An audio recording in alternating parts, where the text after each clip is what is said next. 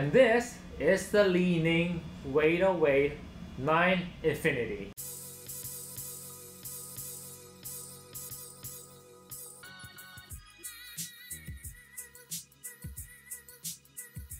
Hello YouTube, my name is Huang K, and this is my very first English review on a sneaker. So I would really appreciate if you hit that like button to show me some support. This might be the sneaker that all of you overseas want to know about but has really limited access to. So here we go. First things first, this is not a sponsored video. I cop everything out of my own pocket. And yes, by the way, this is really expensive. So this is also my first time buying Ning or WOW for the matter. So the Ning WOW, from now on I'm calling this WOW 9.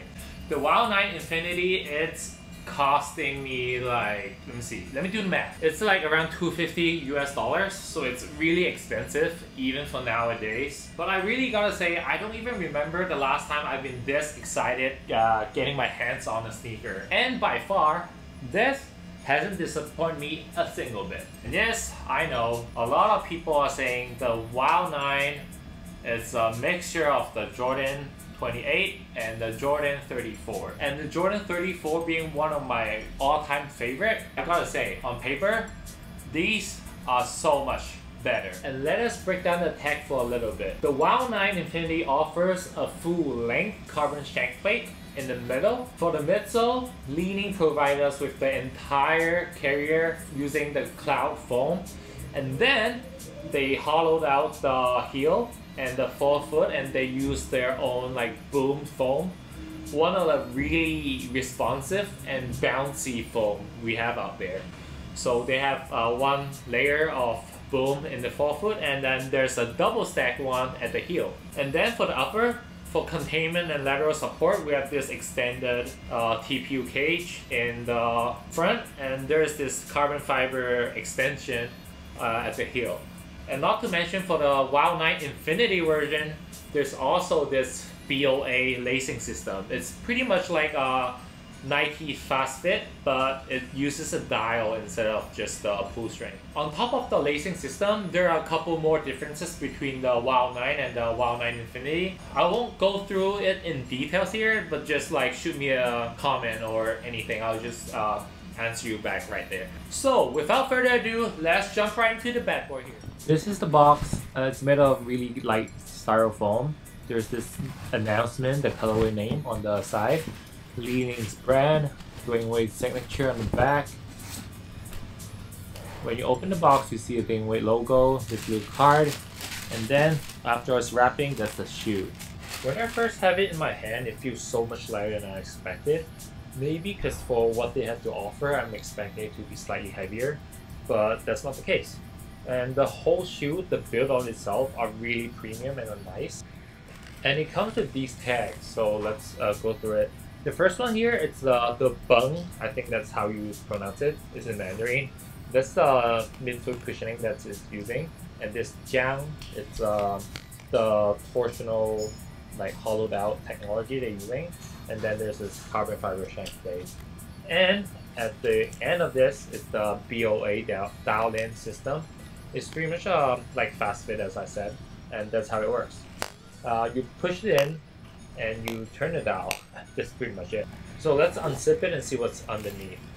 The strap itself are pretty soft, but it offers some kind of stretch. So if it's fully zipped up, it still offers some kind of containment at the midfoot section. But don't expect it to be like a really strong ankle protection especially. It's just there for the look. This really colorful pressure mapping pattern insole are made out of full-length boom foam. The insole feels so bouncy and nice from try on, but I'm not sure if this is the setup that I would like for court use, because it might be on the too plushy side of things. And foam like these tends to bottom out really fast, so I have to keep my eye open for this. And then there's this EVA shoulder board underneath that.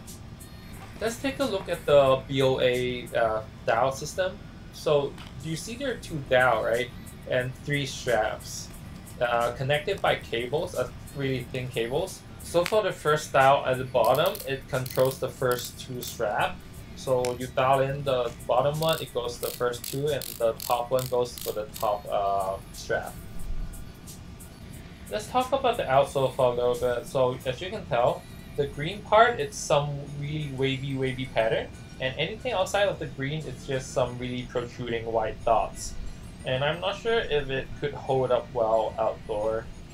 And then this is the whole like hollowed out bung technology in the midsole. And this nice piece here is the carbon fiber plate for lateral heel support. In terms of sizing, I went true to size and I'm liking my fit so far. But if you're a wide footer, I do recommend you to go up at least half the size. Because the shoe itself is rather on the narrow side, especially when you have to zip it up after you put it on.